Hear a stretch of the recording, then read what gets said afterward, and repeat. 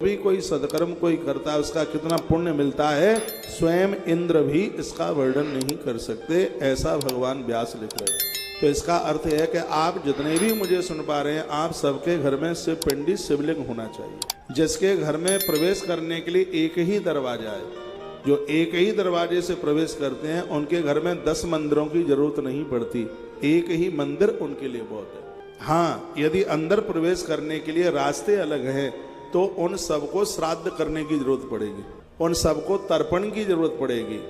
यदि घर में जाने के लिए रास्ते अलग हैं, लोग कहते हैं कि तर्पण बड़े को अधिकार है और छोटे को अधिकार है, बीच वाले को नहीं। मैंने गरुड़ पुराण को घोंट करके पिया है, ये मुझे कहीं लिखा हुआ नहीं मिला कि माँ बाबू जी के लिए बीच वाला कुछ नहीं कर सकता। यदि बीच वाला माता पिता की प्रॉपर्टी लेने का अधिकारी है तो बीच वाला उनका श्राद्ध करने का भी अधिकार प्राप्त करता है। भरतलाल जी ने पूरा अपना क्रिया कर्म अपने पिताजी का किया था, वो बीच ही वाले थे। और भी ऐसे अनेक प्रमाण मिलते हैं।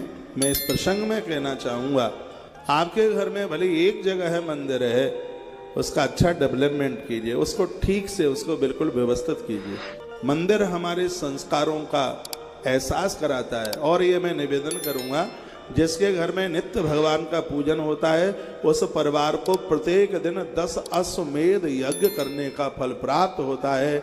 इसलिए किसी भी सनातनी का घर ऐसा ना हो जिसके घर में मंदिर ना हो। मंदिर सबके घर में हो, आनंद हो जाएगा। और ये श्लोक मैं आपके बीच में बोल रहा हूँ, यह श्लोक रुद्र संहिता सृष्टि खंड के अध्याय नंबर 10 का श्लोक नंबर 40 नंबर का श्लोक है। तो ये बता के बात प्रमाणित होती है। इसमें लिखा है, यस्तु लिंग समेपी तु कार्यम किंचित करोति च। जो शिवलिंग के पास बैठ करके कुछ भी सदकर्म करता है, तस् पुण्य फलम भक्तुम, उसका पुण्य कितना मिलता है ये देवराज इंद्र भी इसका वर्णन नहीं कर सकते।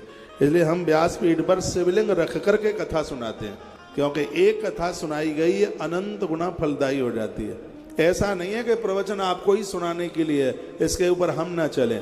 मेरी व्यासपीठ पर शिवलिंग रहता है, शिव पिंडी, और ये शिव पिंडी चांदी की है। चांदी का शिवलिंग धन को दुरुपयोग नहीं होने देगा, अपने खर्चों को सीमित रखेगा, बढ़ने नहीं देगा। आप डोनेशन देते हैं, उसका सही सदुपयोग हो। मेरी व्यासपीठ पर चांदी के शिवलिंग इसीलिए रहते हैं। आप सबके पूर्वजों का कल्याण महादेव करे। ये चांदी के शिवलिंग की महिमा है। तो भगवान शिव के शिवलिंग के समीप जो भी कोई सत्कर्म किया जाता है, निश्चित रूप से आपको किए गए सत्कर्म का अनंत गुना फल प्राप्त होता है। एक हृदय की बात और मैं आपको बोलूं, आरती